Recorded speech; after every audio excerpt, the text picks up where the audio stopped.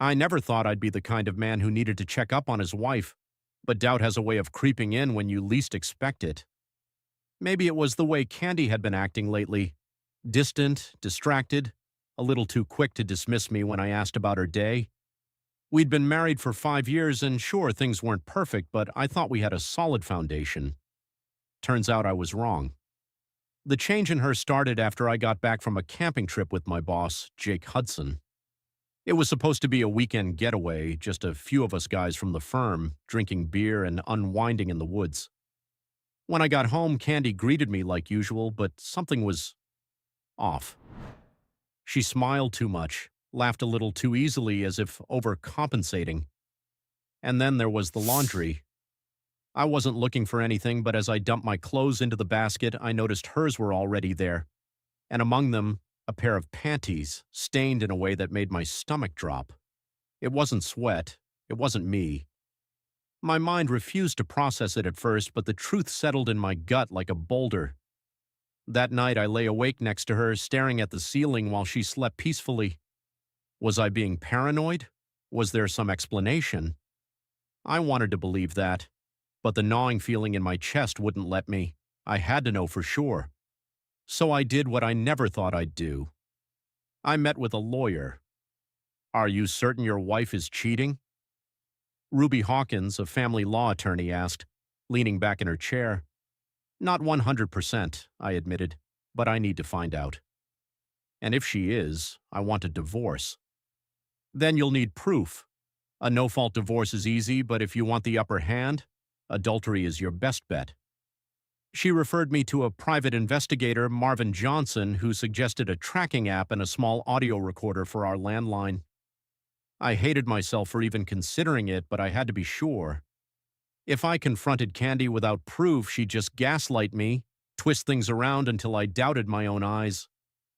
A week later, I was scheduled for a business trip to California. Perfect timing. If she was cheating, this would be her chance.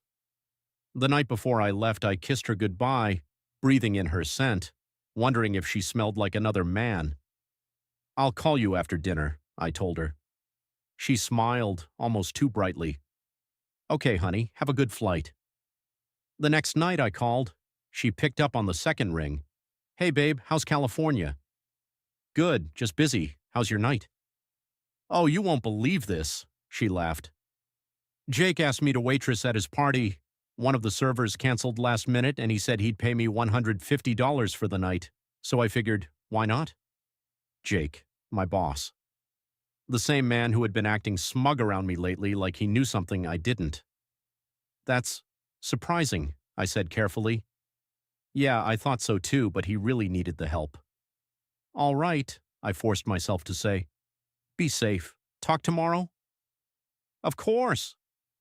"Love you," I clenched my jaw. "Love you too." But I didn't believe it anymore. The next morning I checked the tracker. Candy's phone was still at Jake's house. It was almost noon. I called her cell. No answer. I called the house phone. Nothing.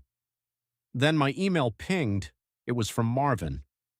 Candy spent the night at Jake Hudson's house, and she wasn't alone. Attached were pictures. I hesitated before opening them as if not looking would change the truth. But I needed to see. And when I did, my hands started shaking. She wasn't just cheating on me. She was beyond cheating on me. 3 men, Jake, his son, and a third man I didn't recognize. Rage blurred my vision. I gripped my phone so hard my knuckles turned white. This wasn't a mistake. This wasn't a one-time lapse in judgment. I needed to get home. Now I caught an early flight, mind racing the whole way back, but nothing could have prepared me for what I'd overhear when I stopped by my parents' house. I hadn't planned to visit them, but I needed a moment before I faced Candy, some kind of grounding before the storm. I stepped inside quietly, not expecting to hear voices in the kitchen, my mother's voice and Candy's. I froze. "How was your date?" Mom's voice was light, almost teasing. "Date?" Candy giggled. "You won't believe it. I had to rush home this morning before Tim got back, and I didn't even notice until I got to the bathroom. I had dried white fluid around my mouth. I nearly collapsed right there. Mom laughed softly. Oh dear, you have to be more careful. Next time, check a mirror before you come inside. What the fuck was happening? Candy sighed. I don't know what I'd do without you. Seriously, thank you for helping with the pregnancy termination. If Tim ever found out, he'd destroy me. The world tilted. My heart stopped. Pregnancy termination. She had gotten pregnant by someone else, and my own mother had helped her hide it. I turned and walked out before I could be seen. They didn't notice me. They didn't care. I walked back to my car, hands trembling on the steering wheel. My breath was shallow, my vision blurry with rage and betrayal. Candy, my mother. They thought I was a fool. They thought I wouldn't find out.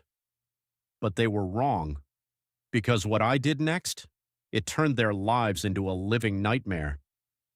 I gripped the steering wheel so hard my knuckles turned white. My mind was spinning, caught between disbelief and sheer unfiltered rage. My wife was cheating. My mother was helping her. And worse, there had been a pregnancy, one that wasn't mine, one that was erased before I even knew it existed. I drove, but I had no destination. I just needed to move, to put space between me and the nightmare I'd walked into. I wasn't ready to go home, but I wasn't ready to confront them either. Not yet. Not until I had a plan.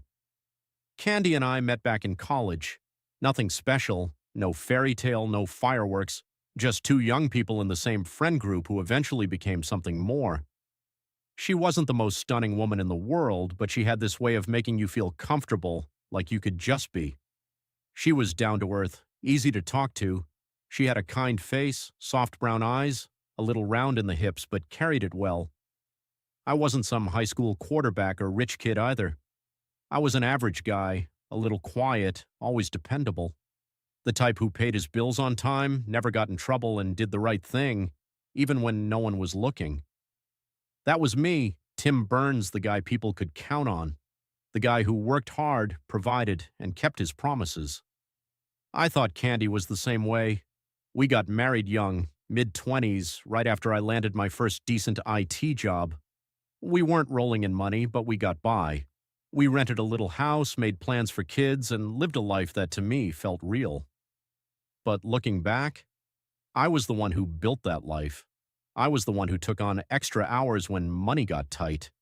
I was the one who stayed up late researching mortgage rates, planning for a future that apparently only I cared about. Candy? She worked as a teacher, and to be fair, she put in effort. But I started noticing early on that she always took the easy road. When things got hard, she turned to other people to fix them. If she was tired, she called in sick. If a bill was due, she asked me to handle it. If a problem came up, she leaned on someone else instead of figuring it out herself. I didn't think much of it at the time. I figured that's just how she is.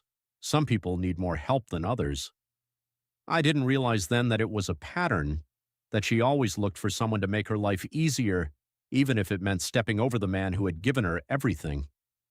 We tried for kids early in our marriage, but it never happened. Candy went to the doctor, but nothing was ever wrong with her. I got tested too. Everything was fine. Just bad timing, the doctor said. It'll happen when it happens. Candy cried about it a few times, said she wanted to be a mother more than anything. But after a while, she just stopped bringing it up. It hurt me, but I figured she was just tired of the disappointment. I told myself we'd try again soon, maybe when we had more money, more stability. Now I knew the truth. She did get pregnant, just not by me. And my own mother had helped her erase the evidence. My mother, Susan Burns, was a woman who had spent her entire life controlling people without them realizing it. She was never cruel, never harsh, just involved, too involved. She made herself indispensable in every part of my life. As a kid, she chose my clothes, my meals, my activities. As a teenager, she hovered, giving advice that was really just thinly veiled commands. She loved me, I knew that. But her love came with a leash. I was never supposed to be truly independent. When I married Candy, my mother made it clear she was so proud of me for picking such a sweet girl. She inserted herself into our lives, constantly helping Candy with things, housework, cooking, planning for the future. At the time, I thought it was just motherly affection. I didn't see it for what it really was, control. And now, years later, she had helped my wife cheat, helped her cover it up, helped her get rid of another man's child. Why? Because to her, it wasn't about me. It was about keeping things stable, keeping her version of my life intact. If Candy's affair came out, it would ruin everything my mother had invested in. It would shatter the family image she had so carefully curated. She didn't care about my pain. She cared about keeping things neat. I didn't go home that night. Instead, I parked a few blocks away, turned off my headlights, and watched. Candy's car was in the driveway. The lights in the living room were on. I imagined her inside, completely unaware that her life was about to change forever. Maybe she was curled up on the couch watching TV, completely at ease.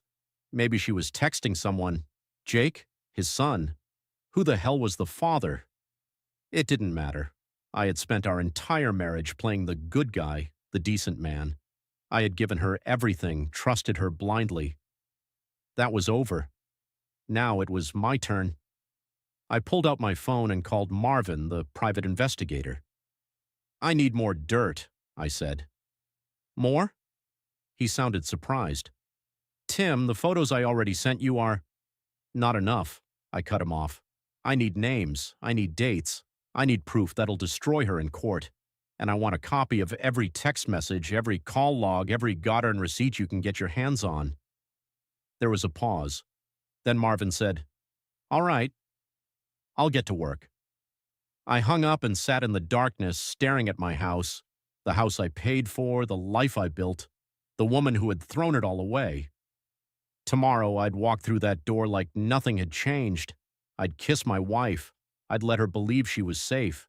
And then I'd make her wish she had never taken me for a fool. Candy had no idea that her world was already crumbling beneath her. The next morning I walked through the front door like nothing had changed. I set my bag down, took a deep breath, and forced a smile as she turned from the kitchen counter, coffee in hand. "Tim!" she gasped, surprised. "I thought you were coming back tonight." I shrugged, stepping forward to kiss her on the cheek. She smelled like vanilla lotion and deceit.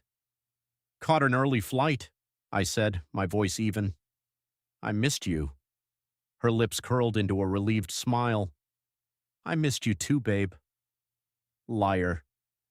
She was already dressed for work, her hair tied back in a ponytail, wearing one of her plain blouses and a knee-length skirt. Nothing flashy, nothing that screamed I just spent last night with another man, but I knew better. "How was your weekend?" I asked, taking a sip of the coffee she had made for herself. She hesitated, just for a fraction of a second. Then she plastered on that same easy smile she always used when she wanted to manipulate me.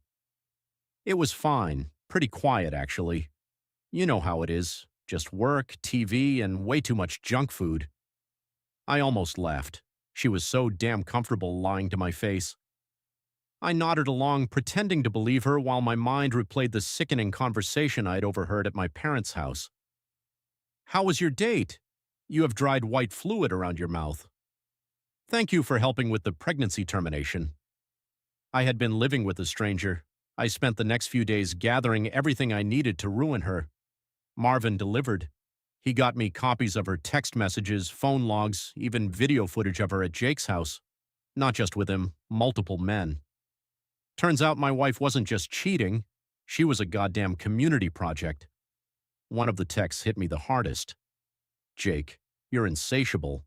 Didn't think you'd still have energy after last night." Candy. "Ha ha, I swear you guys are gonna ruin me." But God, I needed that. Tim is so boring. After everything I had done for her, the years I had spent busting my ass to build a future for us, the late nights I had spent at work so we could afford a house, vacations, a good life, and all the while she was out there getting pounded by my boss and his friends, texting them like a damn high schooler. It wasn't just betrayal, it was mockery. And the worst part? The messages went back years. This wasn't some recent mistake. This wasn't a moment of weakness. Candy had been cheating since the beginning of our marriage. She had never wanted to be a wife. She had wanted security. I thought back to our early years together, how she had latched onto me in college when I was the safe guy. I wasn't the most exciting man in the world, but I was stable, reliable. A man who wouldn't leave her, wouldn't hurt her, wouldn't challenge her. Candy had never been wildly ambitious. She liked the idea of marriage more than the reality of it. She wanted someone to pay the bills while she played house, and when that got boring, she found excitement elsewhere. Jake had been the first, then his son, then his employees. The list went on. She had been with at least 9 different men while married to me, and that wasn't even the worst part. The pregnancy, the one she got rid of before I even knew it existed. My mother had helped her cover it up, not because she cared about Candy, but because she wanted to protect the family image. She didn't want a scandal. She didn't want her son to be a divorced man. They had both played me, used me, turned me into a joke. I wasn't going to let them get away with it. The revenge. I spent 2 weeks setting everything up. Every single move was carefully planned. I met with a divorce lawyer and handed over the evidence. We drafted the paperwork. Candy wasn't getting a damn cent from me. Then I prepared the public humiliation. Jake had a wife. She didn't know. Jake had a company. He valued his reputation. Candy had a job, a teaching position at a private school that took moral character very seriously. I made sure everyone found out. The day of reckoning came on a Friday. I waited until Candy left for work and then sent an email. Not just to her, but to everyone, her boss, her coworkers, Jake's wife, Jake's board of directors, her friends, and her family. Subject: thought you all should know. Attached were the screenshots of her texts, the videos, the proof. The fallout was instant. Her job fired her. Jake's wife filed for divorce. Jake's company, afraid of the scandal, forced him to resign. And as for my mother, I sent her a text with just one sentence. You chose her over me, now live with it. Then I blocked her number. The final confrontation. I was sitting at the kitchen table drinking coffee when Candy came home that night. Her face was a mask of panic. You ruined my life," she shrieked, slamming her bag down. "How could you do this to me?" I calmly took another sip. "I didn't do anything, Candy. You did this to yourself." Tears streamed down her face. "I lost my job. Jake's wife is divorcing him. His career is over. What the hell were you thinking?" I laughed. Actually laughed. "You mean, what was I thinking? I was thinking about all the times you cheated on me, all the times you came home with another man's sweat on you, all the times you let my boss and his friends take turns with you while I was working to pay our bills." Her mouth snapped shut. I stood stepping closer, towering over her. "You destroyed our marriage years ago. You just never thought I'd be smart enough to figure it out. But guess what, sweetheart?" I leaned in, voice dropping to a whisper. "I was never as stupid as you thought I was." She was shaking now, eyes darting around like she wanted to run. "Get your things," I said. "The divorce papers are on the table. I already signed. You get nothing. You leave with whatever you can carry." "Tim, please." Her voice cracked. "We can talk about this. We can fix this." I smiled. A slow, cold, knowing smile. You don't fix something that's rotten to the core. And then I turned my back on her. For the first time in years, I felt free. Candy stood there, frozen, her breath shallow and uneven. The reality of what had just happened was crashing down on her piece by piece. I didn't feel a damn thing for her anymore. Not love, not hatred, just nothing. She opened her mouth, then closed it, as if trying to find the right words. But what could she say? She had lied to me, cheated on me for years, mocked me behind my back, and then had the audacity to think I would just accept it. There was nothing left to say. I pulled my phone from my pocket and tapped a few buttons. The screen lit up and I turned it toward her. "See this?" I said, my voice calm. "This is a text from the landlord. The lease is in my name. You're officially off it as of this morning. You have an hour to pack whatever fits in your car. After that, the locks get changed." Her lip trembled. Tim, please, you can't do this. I have nowhere to go. I tilted my head, pretending to think. Huh, maybe you should call Jake. Oh, wait, his wife took everything. Guess he's a little too busy dealing with his own life falling apart. She flinched. Or maybe one of the other guys you slept with. I continued, my tone mockingly sympathetic. Oh, right, they weren't exactly interested in you, just in what you could give them. Tim, pack your set, Candy. Tears streamed down her face. I made a mistake, okay? I got caught up in things, but I never meant to hurt you. I cut her off with a laugh. A real laugh. Never meant to hurt me? I repeated. Candy, you were laughing about me, mocking me, telling Jake and his son and God knows who else that I was boring while they took turns with you. You think you're the victim here. She started sobbing. Pathetic. But I wasn't going to let her cry her way out of this. You know what the saddest part is? I said, shaking my head. I was boring. I was predictable. Because I loved you. I worked my ass off to make sure we had a good life. I stayed faithful. I took care of everything so you wouldn't have to worry. And what did I get in return? She sniffled, rubbing her eyes. I don't know. I smiled, a slow, cold smile. You got FD, I said. And now, I'm FG you back. She let out a sob, her body shaking. Please, just let me stay a little longer. I'll figure something out. I pulled up my phone again and held it up, showing her the screen. You have 58 minutes, I said, watching her eyes widen as she saw the timer counting down. Then I turned and walked away. The fallout, Candy left that night. I watched from the living room window as she stuffed whatever she could fit into her car. A suitcase, a few bags, her work laptop, which didn't even matter because she had been fired anyway. She tried calling her friends, but guess what? They weren't answering. Turns out nobody wants to associate with the woman who lost her job, her home, and her dignity in the same day. I saw her sit in her car, her hands gripping the wheel, her shoulders shaking as she sobbed, and I felt nothing. Not pity, not regret, nothing. She started her engine and drove off, disappearing into the night. That was the last time I ever saw her. Jake? His wife took him for everything. She had a damn good lawyer, and with the evidence I provided her, she wiped the floor with him in court. His company didn't just fire him, they blacklisted him. Nobody in his industry wanted to be associated with him after the scandal.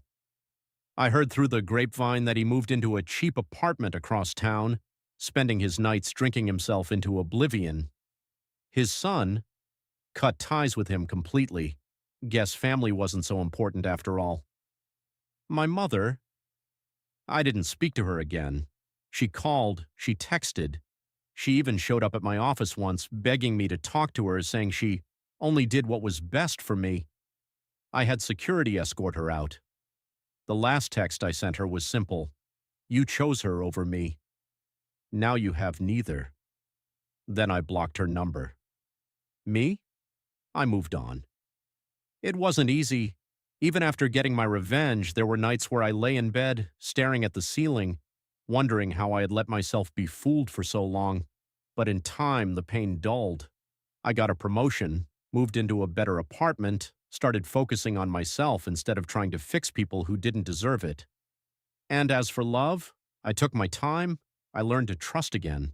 And eventually I met someone new, someone who looked at me like I was enough. Someone who didn't need to find excitement in the arms of another man, someone who actually deserved me. And when I finally found that, that's when I knew I had won.